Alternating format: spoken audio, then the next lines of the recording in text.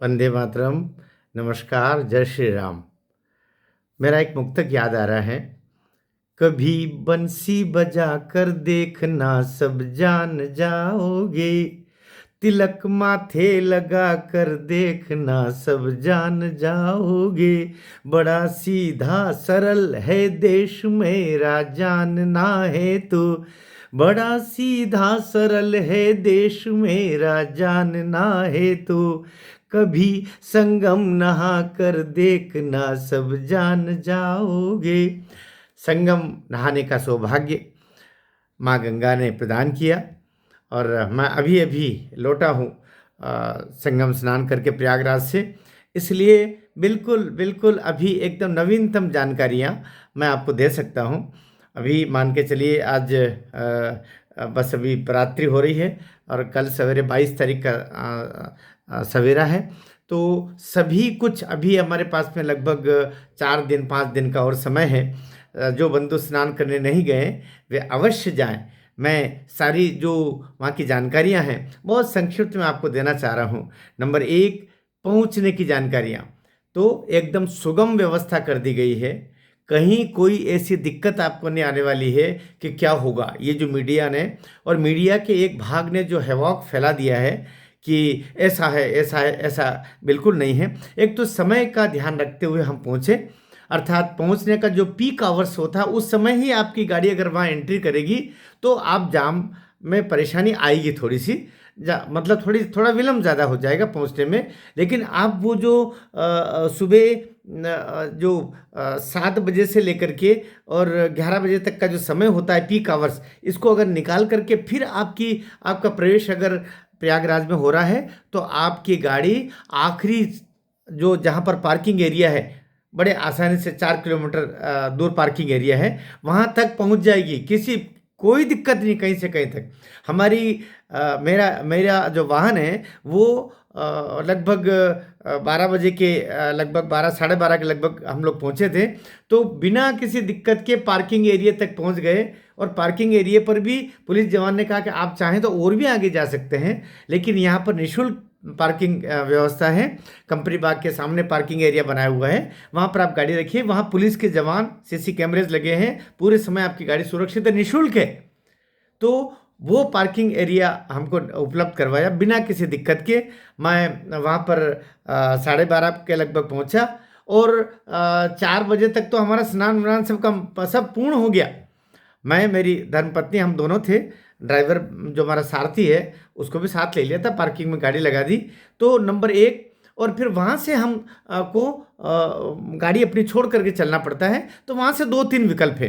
यदि आपकी उम्र अच्छी है, कोई दिक्कत नहीं है, सेहत अच्छी है, तो पैदल 2-2.5 किलोमीटर रहता है, आप पैदल जा सकते हैं। जाना भी चाहिए, कई लोग जाते भी। अरे लोग तो पहाड़ों पर चढ़ते हैं जी। तुंगनाथ हम जा कर के आए तो कितने कितने हजारों फुट की ऊंचाई पर चढ़ते हैं, तो वहाँ तो पैदल ही चलना है ना, सड़क के ऊपर। और वहाँ पे दोनों ओर सब आपको सारी व्यवस्थाएं मिलती रहेगी और पुलिस के चाक चौबंद व्यवस्थाएं हैं। तो नंबर 1, पार्किंग की व्यवस्था बहुत बढ़िया है, कहीं कोई दिक्कत नहीं है। फिर वहाँ से भी अगर आपको लगे कि पैदल चलना मुश्किल है तो वहाँ पर बाइक वाले चलते हैं, 200 रुपये लगभग लेते हैं। और वे हर क्षण लाइन से लगे बच्चे हैं। आपके से 4 सवारी तो 4 बाइक ले लीजिए, 200 रुपये तो देना पड़ेगा। वैसे भी ऑटो से जाएंगे तब भी थोड़ा सा आगे आप अगर 10 कदम 20 कदम आगे चलेंगे तो ई रिक्शा मिल जाएंगे। तो ई रिक्शा और बाइक वाले बच्चे वहाँ पर उनको रोज़गार भी मिलता है इस बहाने।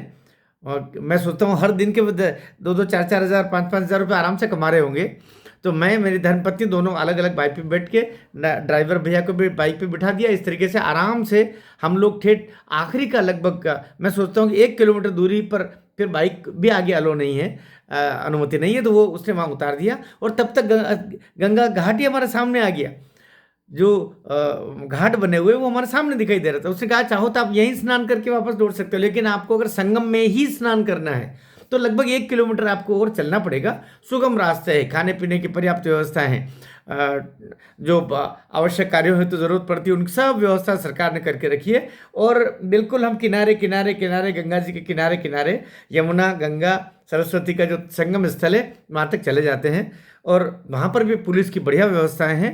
हमने आसानी से खंबा नंबर 120 के सामने में, खंबा भी मुझे याद है कि सामने हमने स्नान किया, दोनों पति पत्नी ने। फोटो वोटो हमारा जो सारथी था उसने भी ले लिया। हमारे महिलाओं के लिए चेंजिंग के लिए पर्याप्त जगह बनी हुई है महिलाओं के वस्त्र बदलने के लिए, तो सारी व्यवस्थाएं ठीक है, कहीं कोई दिक्कत नहीं है। और आराम से पुलिस वाले तो ऐसा लगता है कि उत्तर प्रदेश पुलिस के तो खास तौर से पारंगत हो गए भाई। अभी तक तो राम मंदिर गए थे और वहीं पर हमको लगा था कि ये कितने अच्छा बर्ताव करते हैं आपसे, नहीं तो खाकी देख करके हमारा तो खाक होने का मन करता है लेकिन बहुत अच्छे भाई, आपको जो बोलेंगे इतने प्रेम से बोलेंगे, पता नहीं योगी बाबा ने उनको कौन सा प्रशिक्षण दिया है कि वे बड़े ही अखंड सनातनी स्नेह भाव से आपको मार्गदर्शन देते हुए मिलेंगे। थोड़ा सा स्नान हो गया हो तो आप भी ज़रा दूसरों के लिए स्थान छोड़ देंगे तो बड़ा अच्छा रहेगा। ऐसा कहते हुए बड़ा ऐसा लगता है कि हम किसी त्रेता युग में, किसी उस युग में, सनातन युग में जी रहे हैं। हमारा जो पूरा द्वापर से लेकर के यहाँ तक जो देव युग था, वहाँ से वहाँ सनातन युग तो अब ये है ही। तो कुल मिलाकर के खूब अच्छे से हैं, आराम से आप जा सकते हैं। पुलिस का सहयोग लाजवाब है। कोई भी पुलिस का बंदा आप पूछेंगे तो वो आपसे पहले तो स्नेहपूर्वक परेशानी पूछेगा और आपसे जितना मन पड़ेगा वो आगे चल करके आपका सहयोग करेगा। इसी तरीके से खाने पीने की रत्तीबद्ध दिक्कतें नहीं है, टॉयलेट्स वगैरह वगैरह पर्याप्त मात्रा में बने हैं और घाट पर एक दूसरे का सहयोग करने वाले लोग हैं। सुरक्षित घाट है, कहीं कोई ऐसा कोई खतरा नहीं, रस्सियाँ लगी हुई है, आगे भी सुरक्षा की पूरी व्यवस्थाएं हैं तो अच्छे, और सभी खंबे लगे हुए हैं। आपका कोई अगर ज़रा बहुत भी कोई बंदूक तो अपन कह सकते भाई तुम खंबा नंबर 40 पर खड़े रहना, 42 पर खड़े रहना, मैं भी आ रहा हूँ, और आप 40 नंबर खंबा अपन जाके ढूंढ लो। तो इस तरीके से बहुत अच्छी व्यवस्था, अनाउंसमेंट लगातार होता रहता है, लगातार बहुत आदरपूर्वक वो बताते रहते हैं और इस तरीके से पूरा है। कहीं कोई और साइकिल वाले, ई रिक्शा, इसके अलावा लकड़ी गाड़ियाँ भी है, लकड़ी के ऐसी जैसे अपने सुतार भाई बनाते हैं ना, ऐसी गाड़ियाँ बना के रखी है, तो उसमें रबर के पहिए डाल दिए हैं, एक आदमी खींचता हो तो बुजुर्ग लोगों को बिठा करके ले जाने के लिए ऐसी व्यवस्थाएं भी है। तो कुल मिलाकर के आने जाने का सब कुछ बढ़िया है, खाने पीने का बढ़िया है, कहीं कोई दिक्कत नहीं है। मेरा आपसे आग्रह है कि हो सके तो अब 144 वर्षों के बाद में पुनर्जन्म होगा तभी अब हम लोग वापस जा पाएंगे संगम स्नान के लिए। और एक ही घाट नहीं, बहुत सारे घाट बने हुए हैं, ऐसा भी नहीं कि केवल एक ही स्थल पर जाएं, बहुत सारे घाट बने हुए हैं। तो उन घाटों पर आराम से जा करके स्नान करें। और मैं सोचता हूँ कि ये अवसर है जिसको कहे मत चुके चौहान, तो 4 फुट 4 बांस 24 गज अंगुल अष्ट प्रमाण तांग ऊपर सुल्तान है, मत चुके चौहान। तो बिल्कुल अब सुल्तान, जो अव्यवस्थाओं के सुल्तान हो सकते हैं रास्ते में थोड़े बहुत, वो जो 300 किलोमीटर दूर जाम, ये वो सब अब कुछ भी नहीं है।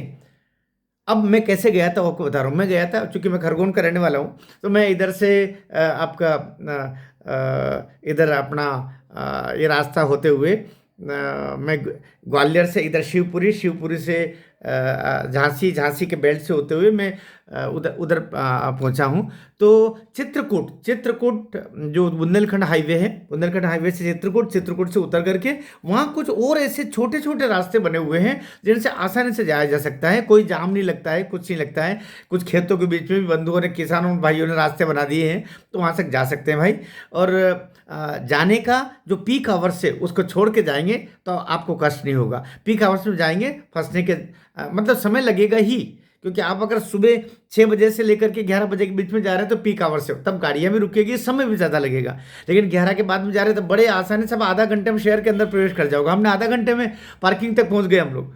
तो ये एक तो ये निवेदन था। दूसरा, निकलने का समय भी अगर आपका फिर वही 6 बजे के बाद का निकलने का समय है तो फिर आप जाम में फंसेंगे, क्योंकि 6 के बाद ही फिर सभी लोग एक साथ निकलते हैं तो फिर जाम लगते हैं, फिर 3-4 घंटे लग जाते हैं। लौटते समय हम भी जाम के चक्कर में फंसे।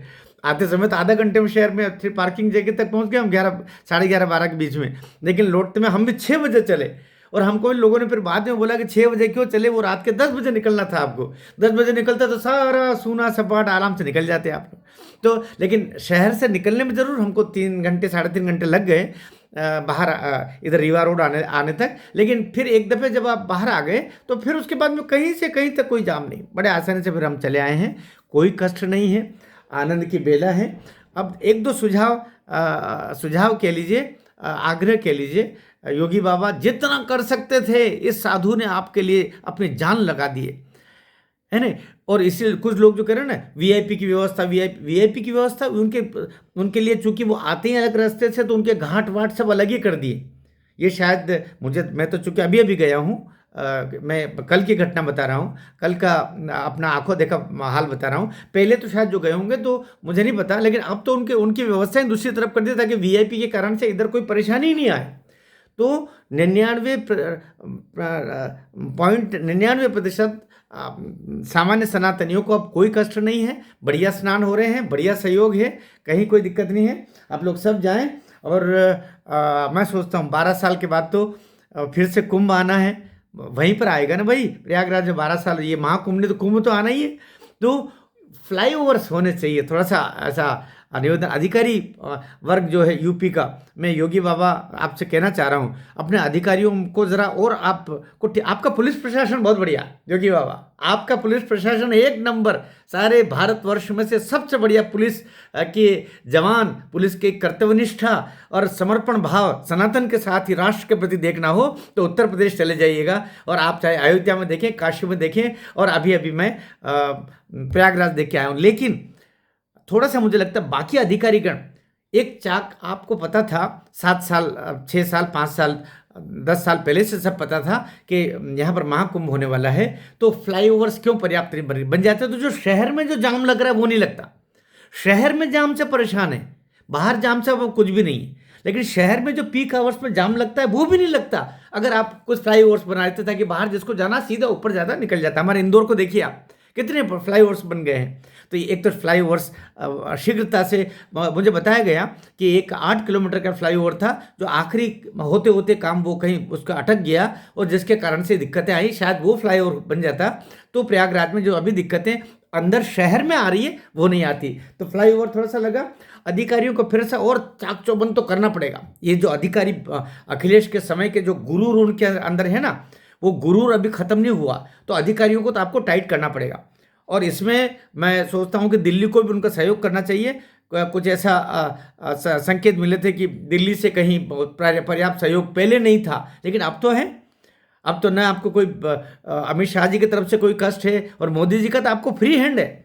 इसलिए योगी बाबा अपने अधिकारियों को जरा ठीक करो। अधिकारी, पुलिस का नहीं कह रहा हूँ मैं आपसे, वो करना पड़ेगा आपको, क्योंकि वहीं कहीं थोड़ी कमजोरी जा रही है। आपके जो निष्ठाएं और सनातन के प्रति स्नेह और समर्पण का भाव है, उसको ज़मीन पर उतारने के लिए आपके अधिकारी कहीं तकलीफ में देने वाले कुछ तंतु बैठे हुए हैं, उनको आपको ठीक करना पड़ेगा। बाकी तो सनातनियों के लिए ये महोत्सव है और आनंद की बेला है। सभी से निवेदन है, अभी 26-27 तक है शिवरात्रि, सब हर हर महादेव बोलते हुए एक बार जबर जाना चाहिए। और जो प्रयास किया है योगी बाबा ने खुले मन से, उनको सारे सनातनी करबद्ध होकर के उनका आभार प्रकट करते हैं। भारत माता की जय।